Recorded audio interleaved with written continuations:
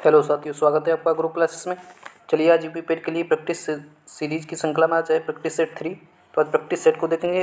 हर practice set में graph और तालिका की एक डीआई शामिल की जाती है, जो कि डीआई बहुत इंपॉर्टेंट है, जो केवल पाँच से 10 नंबर के बीच में इसके डीआई से क्वेश्चन आते हैं। तो चलिए आज का प्रैक्टिस सेट शुरू करते हैं। ये है आज का पहला सवाल, इसे सॉल्व करेंगे एक बार सभी लोग।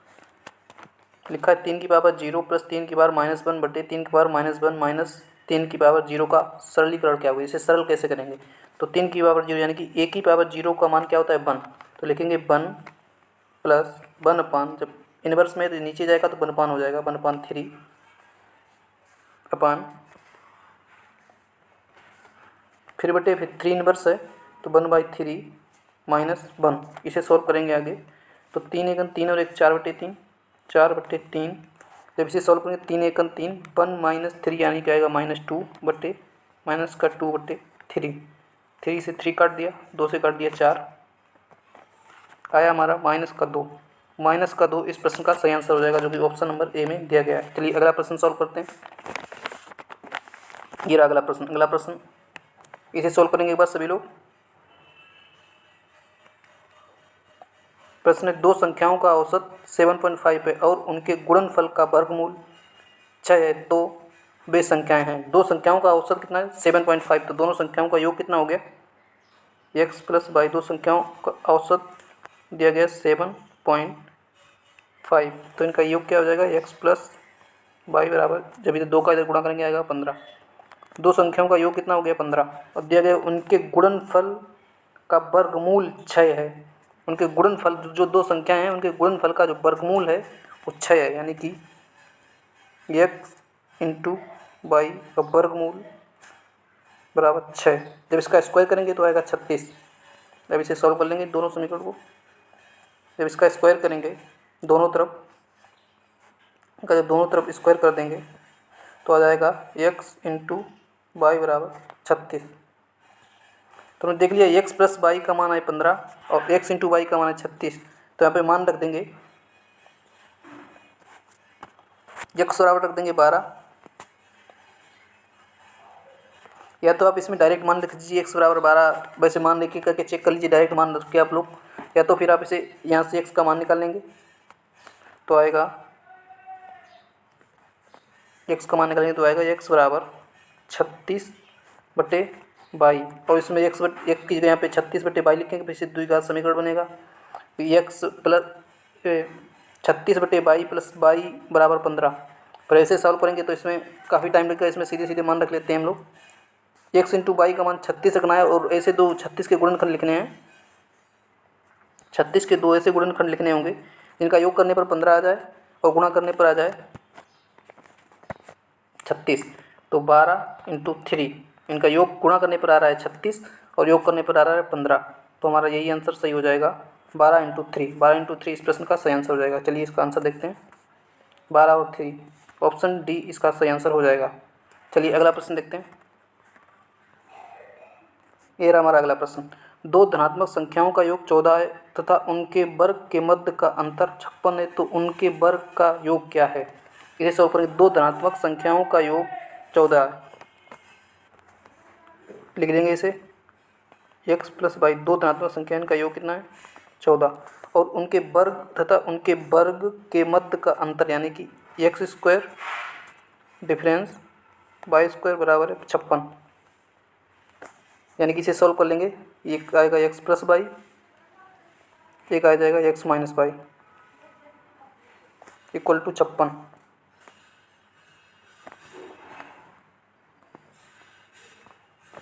तब x प्लस वाई का मान जब 14 रखेंगे तो इसे काट देंगे यहाँ से, 14 x माइनस वाई बराबर 56, काटेंगे 14 चक्कू 56 4, यानी कि x माइनस वाई बराबर कितना आ गया 4।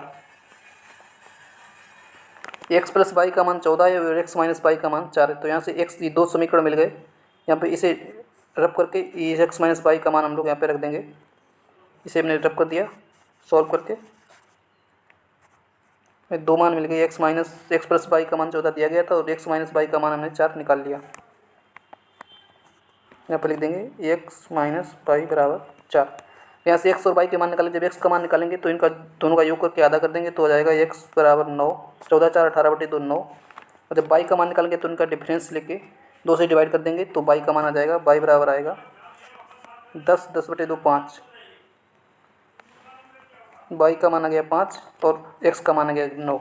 प्रश्न में बोला गया उनके वर्ग का योग क्या होगा, तो 9 का वर्ग कितना होगा 81, 5 का वर्ग 25, 81 25 का योग करेंगे 5 1 6 8 2 10 106। 106 इस प्रश्न का सही आंसर हो जाएगा। ये रहा ऑप्शन नंबर फर्स्ट, इसका सही हो जाएगा 106 इस प्रश्न का सही आंसर हो जाएगा। चलिए अगला प्रश्न देखते हैं। ये रहा हमारा अगला प्रश्न। प्रश्न में बोला गया 376 फैक्टोरियल का इकाई अंक क्या होगा। तो फैक्टोरियल 4 तक तो इकाई अंक निकल सकता है आसानी से, लेकिन जब फैक्टोरियल 5, जब इसमें आगे बढ़ेंगे फैक्टोरियल 4 के बाद फैक्टोरियल 5 आएगा, फैक्टोरियल 6 आएगा। तो जब फैक्टोरियल 5 करेंगे, फैक्टोरियल 5 को जब सॉल्व करेंगे हम लोग, चलिए फैक्टोरियल 5 को एक बार सॉल्व करते हैं, फिर उसके आगे का भी आपको बताएंगे। फैक्टोरियल 5 को सॉल्व करने लिखा जाएगा 5 × 4 × 3 × 2 × 1। तो 5 का गुणा जब किसी सम संख्या में करेंगे तो आएगा 0, तो इकाई अंक हमेशा 0 आएगा। फैक्टोरियल 4 से ऊपर कितना भी फैक्टोरियल पूछ दिया जाए, factorial 5, factorial 10, factorial 15, factorial 20, 1000, lakh, जितना भी पूछ दिया जाए, सिर्फ 4 के ऊपर, तो फैक्टोरियल 4 के ऊपर जो भी मान पूछा जाएगा उसका आंसर 0 आएगा, इकाई का अंक। चलिए अगला सॉल्व करते हैं प्रश्न। अगला प्रश्न क्या है हमारा, ये रहा हमारा अगला प्रश्न। 7 क्रमांक संख्याओं का औसत 20 है, तो इनमें से सबसे बड़ी संख्या कौन सी होती है। तो लिख लेंगे क्रमांक संख्याएं 1 2 3 4 5 6 7। ये मान लीजिए 7 क्रमांक संख्या है, तो इनका औसत हमेशा बीच की संख्या होती है। तो बीच की संख्या कौन सी है, ये वाली, इसका मान दिया गया हमें 20। अब बोला कि सबसे बड़ी संख्या कौन सी। जब क्रमांक संख्याएं लगातार, तो जब या इस संख्या से यहाँ पे जाएंगे 1 की वृद्धि होगी, क्रमागत है, तो यहाँ से जाएंगे फिर 1 की वृद्धि होगी, यहाँ से जाएंगे फिर 1 की वृद्धि होगी, तो वृद्धि कितने की हो रही है, 3 की वृद्धि हो रही है, तो हो जाएगा आंसर 23। 20 + 3 23, 3 की वृद्धि होगी, तो 3 की वृद्धि औसत में कर देंगे 3। अगर पूछा जाता कि सबसे छोटी संख्या कौन सी है, तो यहाँ से जब पीछे जाएंगे इसकी क्रमांक संख्या में, जब पीछे जाएंगे तो 3 की कमी होगी, क्योंकि 1 1 की कमी होती जाएगी, तो लास्ट तक पहुँचेगी तो 3 की कमी हो जाएगी। अगर छोटी संख्या पूछी जाती तो हमारी 17 आती, और बड़ी संख्या पहुंचेगी तो हमारी आया 23। तो 23 इस प्रश्न का सही आंसर हो जाएगा, option number B. Option number 20 का सही आंसर हो जाएगा। चलिए अगला प्रश्न देखते हैं।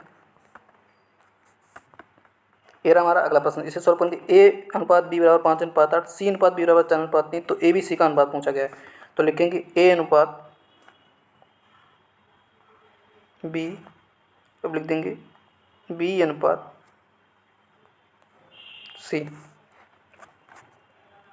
ऐसे नहीं, मैं इसे दूसरी तरीके से लिख लेते हैं, A/B/C। प्लॉट मेथड से इसे सॉल्व करने की कोशिश करेंगे। A/B का मान कितना दिया गया है, 5:8, लिख लिया 5:8। इसके बाद दिया गया है B/C या C/B दिया गया। B/C लिखेंगे तो B का मान 3 और C का मान 4, तो B/C लिखेंगे तो 3:4 आएगा। B/C यहाँ पे 3:4, तो एक ही हमारा प्लॉट खाली बच गया, एक ही प्लॉट खाली बच गया। तो जो 2 प्लॉट ये खाली बचे, इनमें कूड़ा कौन डालेगा, पड़ोसी इनका, तो इसका पड़ोसी कौन है 8, तो 8 इसमें कूड़ा डालेगा, तो यहाँ पे 8 लिख देंगे। ये खाली प्लाट है तो इसमें कौन कूड़ा डालेगा, इसका पड़ोसी ये, तो यहाँ से लिख देंगे यहाँ पे 3। इसे सॉल्व करेंगे 5 × 15, 8 × 24 और 8 × 32। देख लेंगे आंसर, ये हमारा आंसर आ जाएगा 15:24:32। 15:24:32, जो कि ऑप्शन नंबर 3 में दिया गया। ऑप्शन नंबर 3 इस प्रश्न का सही आंसर हो जाएगा। चलिए अगला प्रश्न देखते हैं क्या है। ये रहा हमारा अगला प्रश्न। राम और रहीम की आयु में 10:11 का अनुपात है। राम की आयु से रहीम की आयु का प्रतिशत बताइए। किससे पूछा गया, राम की आयु से पूछा गया है। तो राम की आयु यहाँ पे है कितनी, 10, तो बटे में हमारा कितना आ जाएगा 10। जिससे पूछी जाए, जिससे तुलना की जाए वो उसे नीचे रखेंगे, जिससे तुलना की जाए उसे नीचे रखेंगे। तो राम से तुलना की गई, राम की आयु से तुलना की गई, तो इस राम की आयु को नीचे रखेंगे। और रहीम की आयु का प्रतिशत पूछा गया, तो रहीम की आयु कितनी है 11, इंटू कर देंगे 100, काट लेंगे इसे, गया 10 बार, 10 का इसमें मल्टीप्लाई कर देंगे, कितना आएगा 110। 110 इस प्रश्न का सही आंसर हो जाएगा, ऑप्शन नंबर 2। चलिए अगला प्रश्न देखते हैं फ्रेंड्स। ये रहा हमारा अगला प्रश्न। इसे सॉल्व करेंगे एक बार सभी लोग। एक संख्या के 66% और उसी संख्या के 44% के बीच का अंतर 275 है। कोई संख्या मान लीजिए 100, हमने मान ली 100 कोई संख्या, इसका 66% कितना है 66, इसका 44% कितना आया? 44 कि इनके बीच का अंतर कितना आएगा? 22। 22 का मान दिया गया 275, मान पूछा कितने का? 64 का। 64 बराबर हमें निकालना है। तो 22 बराबर 275 है, तो 64 बराबर कितना आएगा? 275 गुणे 64/22। काट देंगे इसे। 2 से काटा 11, 2 से काटा 32, इसे 2 से 11 से काट दिया, 11 दूनी 22 और बचे 5, 55, 11 बचे 55, 25 और गुणे 32 करेंगे तो 25 दूना 50, जीरो हासिल, 5 और 25 दिए 75, 5 80, 32 और 25 का गुणा करेंगे तो आएगा हमारा 800। तो 800 इस प्रश्न का सही आंसर हो जाएगा, जो कि ऑप्शन नंबर फर्स्ट में दिया गया है। ऑप्शन नंबर फर्स्ट में देखिए 800 इस प्रश्न का सही आंसर हो जाएगा। चलिए अगला प्रश्न देखते हैं। फ्रेंड्स, अगर आपको क्लास पसंद आ रही है तो क्लास को लाइक करेंगे और ग्रुप क्लासेस को ज़्यादा से ज़्यादा सब्सक्राइब करेंगे। ये रहा हमारा अगला प्रश्न। अगला प्रश्न दिया गया, किसी कक्षा में छात्राओं के अंकों का औसत 73 है एवं छात्रों के अंकों का औसत 71 है, तो पूरी कक्षा का औसत जब 71.8 है तो छात्राओं का प्रतिशत ज्ञात करें। तो इसे हम करेंगे एलिगेशन मेथड से करेंगे। छात्राओं के अंकों का औसत कितना है? 73 लिख देंगे, 73 ये हैं गर्ल्स। इसके बाद बोला गया 71 छात्रों का औसत यानी कि बॉयज़ का औसत कितना है? 71। पूरी कक्षा का कितना है? 71.8। एक मिनट से सही से लिख लेंगे। यहाँ पे लिखेंगे 71.8। अब इसे सॉल्व कर लेंगे। इसका डिफरेंस लेंगे, यहाँ पे लिखेंगे, इसका डिफरेंस लेंगे, यहाँ पे लिखेंगे। 71 से 71.8 का डिफरेंस लेंगे तो आएगा 0.8। जब 73 से 71.8 का डिफरेंस लेंगे तो आएगा 1.2। इसे काट देंगे, पॉइंट से पॉइंट खत्म हो गया, काटेंगे 4 से, 4 दूनी 8, 4 3 बार आया रेशियो इनका 2:3 के अनुपात में, यानी 2 लड़कियां हैं तो 3 लड़के हैं। अब पूछा गया छात्राओं का प्रतिशत पूछा गया, तो छात्राएं कितनी है? 2। छात्राएं कितनी? 2 छात्राएं 2 और टोटल कक्षा में छात्र कितने? 3। 2 लड़कियां हैं और 3 लड़के हैं, तो 3 2 हो गया 5, तो 2/5 इंटू कर देंगे 100% के लिए 100 कर देंगे, काट देंगे 2 से गया 20 बार और 20 दूनी 40। 40 इस प्रश्न का सही आंसर हो जाएगा, जो कि ऑप्शन नंबर फर्स्ट में दिया गया था। फ्रेंड्स, चलिए अगला प्रश्न देखते हैं। अगला प्रश्न क्या हमारा? ये रही डी आई आ गई है। अब इसे डी को सॉल्व करने की कोशिश करेंगे। डी में एक बार देख लेते हैं क्या दिया गया है। इस डी में दिया गया समस्त विश्व से भारत में विदेशी निवेश यानी कि एफडीआई को इसमें प्रदर्शित किया गया। विभिन्न सनों में एफडीआई को प्रदर्शित किया गया है, तो उसे ही देखना है। तो चलिए इसका पहला प्रश्न देखते हैं क्या हमारा। पहला प्रश्न है 1992 और 1993 में विदेशी प्रत्यक्ष निवेश का कुल योग कितना है? 1992 और 1993 विदेशी निवेश देखते हैं। 1992 में आया 5 ये रहा 1992 का कितना है? 5.7। 1993 का कितना है? 10.15। किस 1992 और 93 का पूछा गया था, तुमने 92 और 93 का लिख लिया है। ये अब इनका योग करेंगे, 5 आएगा, 7 1 8 आएगा, इधर आएगा 5, इधर आएगा 1, यानी 15.85 इस प्रश्न का सही आंसर हो जाएगा। योग कितना आएगा? 15.85, जो कि ऑप्शन नंबर फर्स्ट में दिया गया है। ऑप्शन नंबर सेकंड में देखिए कितना माइनर डिफरेंस देखें, 5 पे लिख दिया, 85 लिख दिया। बस यही गलती कर जाते हैं जल्दबाजी में लोग, जब सिंपल प्रश्न देखते हैं तो यही गलती कर जाते हैं, डाटा को सही से एनालिसिस नहीं करते हैं। तो इसका ऑप्शन नंबर सेकंड सही होगा, ना कि option number first. Option number second इस प्रश्न का सही आंसर हो जाएगा 15.85।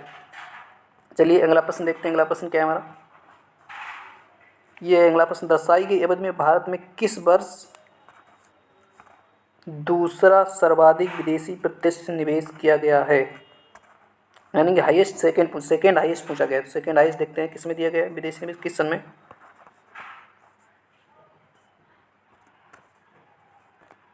सबसे ज़्यादा दिया गया 31.36, दूसरे नंबर पे दिया गया 24.23। तो 1996 में सेकंड हाईएस्ट है 24.23। चलिए देख लेते हैं किसमें, 1996। तो 1996 इस प्रश्न का सही आंसर हो जाएगा, जो कि ऑप्शन नंबर डी में दिया गया। कितना आया है? 24.26। चलिए फ्रेंड्स अगला प्रश्न देखते हैं। अगला प्रश्न क्या पूछा गया?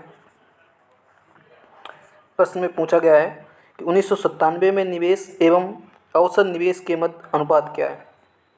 चलिए सबसे पहले इसके देखते हैं 1997 कितना निवेश दिया गया है, यहीं पे सॉल्व कर लेंगे।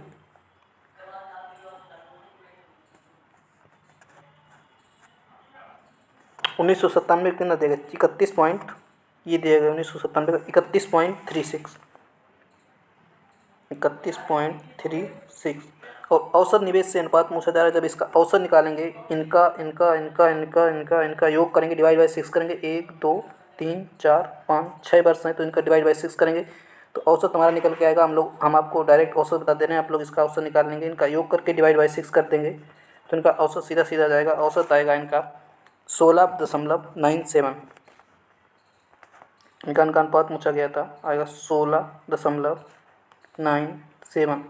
तो इससे और इससे इनका अनुपात पूछा गया तो आप लोगों को सीधा सीधा दिख रहा है कि ये इसका जस्ट डबल ये वाला है, तो ये हो गया 2, ये हो गया 1, तो इसका अनुपात आएगा 2:1। आप लोग इनका रेशियो निकाल भी सकते हैं, इसको दशमलव काट के फिर इनको साइड से काट लेंगे, लेकिन यहाँ सीधे सीधे दिख रहा है 16 दूनी 32, लगभग डबल दिख रहा है।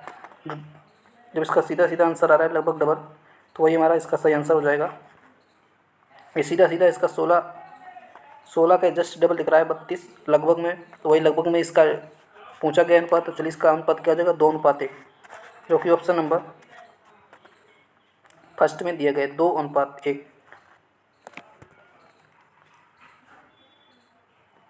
चलिए फ्रेंड्स अगला प्रश्न देखते हैं। अगला प्रश्न क्या है हमारा, ये रहा हमारा अगला प्रश्न। वर्ष 1996 और 97 के बीच भारत में किए गए विदेशी प्रत्यक्ष निवेश में संपूर्ण अंतर कितना, यानी कि 1996 1997 के बीच का अंतर पूछा गया है। तो 1996 का देख लेंगे कितना कितना है। 1997 का 31.6, यहीं पे इनका अंतर निकाल लेते हैं, 31.36 और 96 कितना 24.26, 24.23, इनका अंतर निकाल लेंगे कितना कितना आएगा।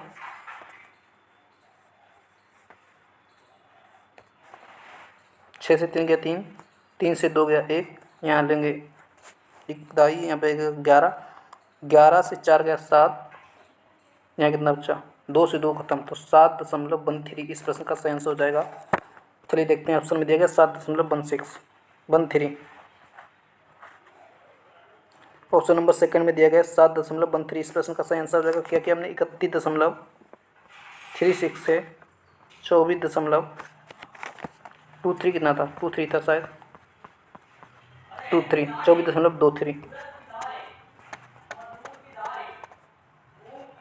24.23 को सिर्फ माइनस कर दिया, 6 से 3 गया 3, 3 से 2 गया 1, यहाँ से 11 से 4 गया 7, यहाँ जाएगा 0, तो 7.13 इस प्रश्न का सही आंसर हो जाए। चलिए फ्रेंड्स अगला प्रश्न देखते हैं। अगला प्रश्न क्या हमारा, ये रहा हमारा अगला प्रश्न। इसमें क्या पूछा गया, ये संख्या डाटा दिया गया है, इसमें इकाई अंक पूछा गया। इकाई अंक क्या होगा, जब किसी संख्या का यूनिट डिजिट 5 होता है, उस पर कितनी भी पावर कर दो तो उसका इकाई अंक हमेशा 5 रहता है। 5 प्लस का चिन्ह प्लस लिख लेंगे, यहाँ पे यूनिट डिजिट 5 ही रहेगा, कितनी भी पावर हो इकाई का अंक 5 है तो 5 ही रहेगा, यहाँ से भी 5 आएगा। अब यहाँ से क्या, अगर किसी संख्या का यूनिट डिजिट 6 होता है तो भी इसके कितनी भी पावर कर दो, जैसे 6 की पावर 2 किया 36, तो भी यूनिट डिजिट 6 है, 6 की पावर 3 का 36, चक्का 216, तो भी यूनिट डिजिट 6। अगर 6 पे किसी संख्या का यूनिट डिजिट अगर 6 है तो उस पर कितने भी पावर आप करते जाइए तो यूनिट डिजिट हमेशा 6 ही रहेगा। तो 6 आ गया, इनको जोड़ लेंगे 5 5 10 6 16, ये है 16 में यूनिट डिजिट क्या है 6, तो 6 इस प्रश्न का सही आंसर हो जाएगा, जो ऑप्शन नंबर सेकंड में दिया गया था। चलिए फ्रेंड्स अगला प्रश्न देखते हैं। अगला प्रश्न क्या है हमारा, इतने ही प्रश्न थे हमारे। तो फ्रेंड्स कैसी लगी ये क्लास कमेंट में जरूर बताएंगे। अगर वीडियो पसंद आता है तो वीडियो को लाइक करेंगे और ग्रुप क्लासेस को सब्सक्राइब करेंगे। मिलते हैं नेक्स्ट वीडियो में, तब तक के लिए जय हिंद, थैंक यू।